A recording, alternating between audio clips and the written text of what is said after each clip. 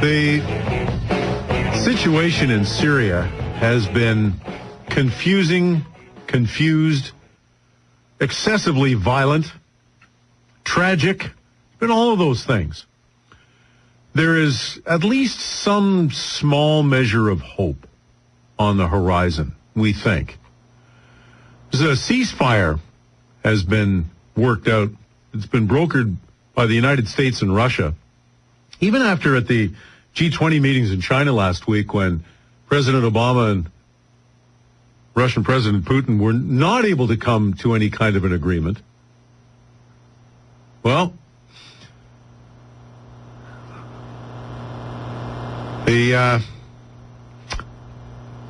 what happens? What happens next? Who is involved? Right? Who gets to stop shooting? All the rest. All right, so we're going to talk about that with our friend Patrick Basham of the Democracy Institute in Washington. Patrick, it is, as I said, the situation in Syria is so complex. It's not a case of the good guys against the bad guys or even one side against another. There are multiple factions in conflict there. So who is affected by this ceasefire?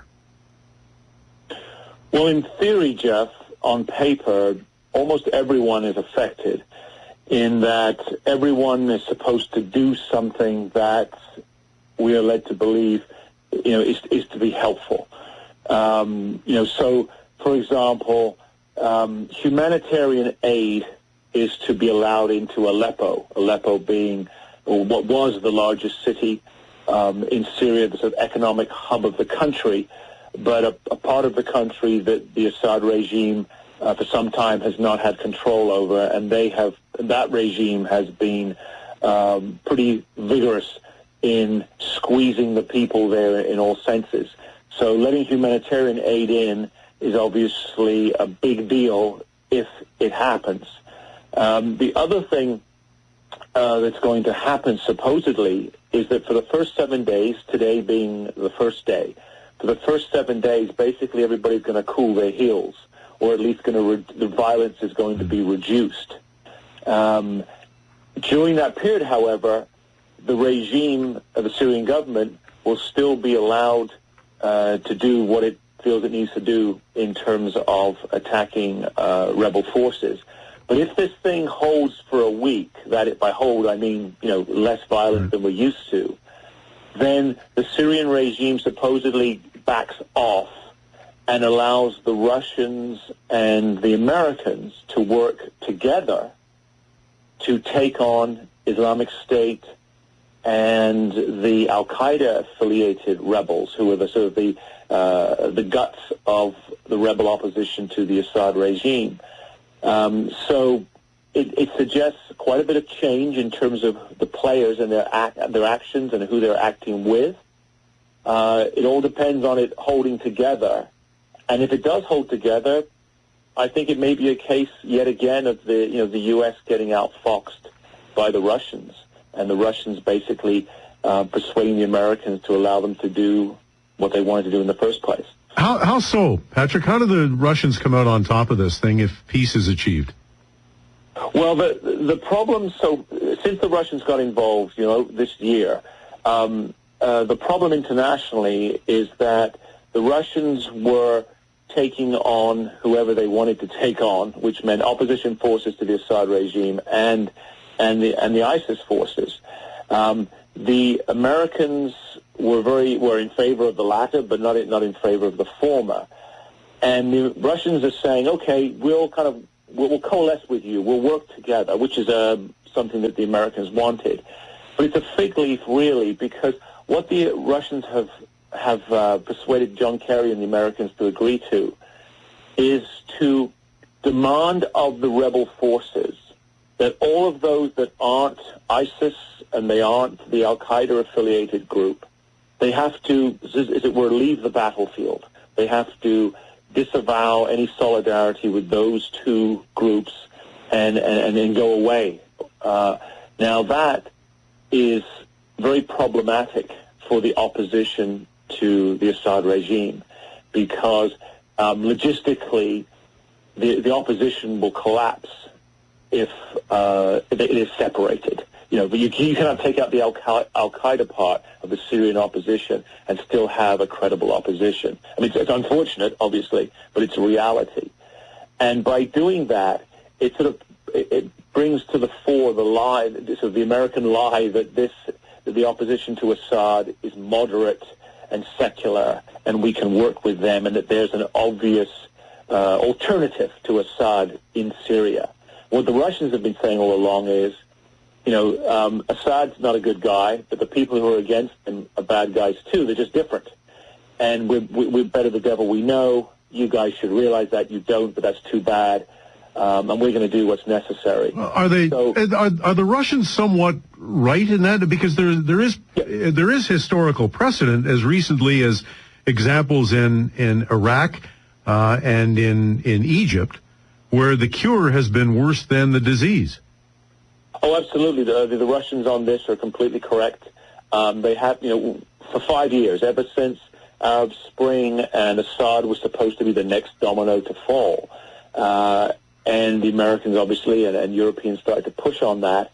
And the Russians said, don't push too hard. You wish for something here, Assad being driven from power. You might just get what you wish for, which will be worse, because obviously, as you say, as we know from Egypt and Iraq and history, Libya too, of course. Of course, exactly. The replacement, the successor to Assad, is likely to be that much worse. Certainly, no better. And so that's why they decided to continue to support the Assad regime.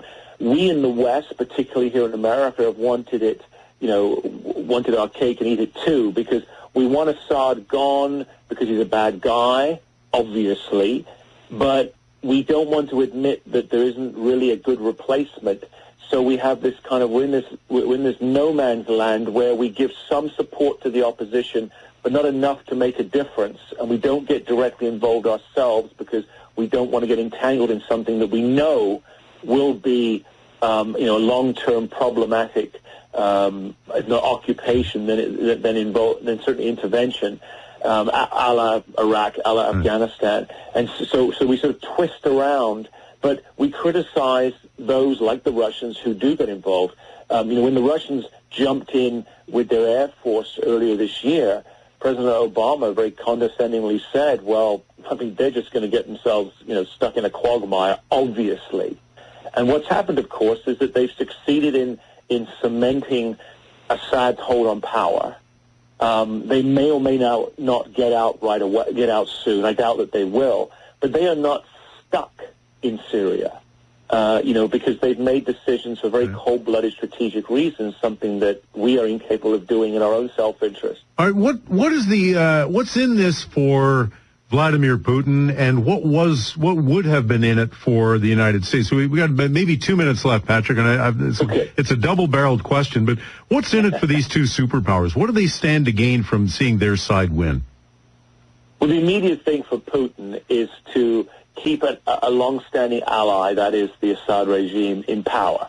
That's a marker for them, and it means that if their guy stays in power, then it's not somebody else's guy who's in power. More broadly, what the Russians are doing in a very serious and orchestrated way is they are attempting to seriously ratchet up the amount of influence they have throughout the Middle East. Syria, Iran, you name it. Egypt, they are trying to be the dominant outside external power. Economically, militarily, diplomatically, etc. For the United States, America has far less influence than she did have, even though she is still directly involved in much of the region. And what the Obama administration was trying to achieve was a transition from a dictator to some kind of democratic, law-abiding, pro-Western government. But again, that's what looked good in the textbook or looked good on the chalkboard, but it doesn't play out in reality in the Middle East, as we have seen, again and again over the last decade or so. So America is yet to decide what she wants from the Middle East. Does she just want to look from afar and not get involved, not get her fingers burned, or must she be deeply and intimately involved to make sure the situation there doesn't get any worse? And America has not America has not answered that question to herself. Patrick Basham, always great to try to get some clarity into what is an extremely difficult situation to clarify. Patrick Basham's great work, you can find it online at democracyinstitute.org, the Democracy Institute in Washington, D.C. 680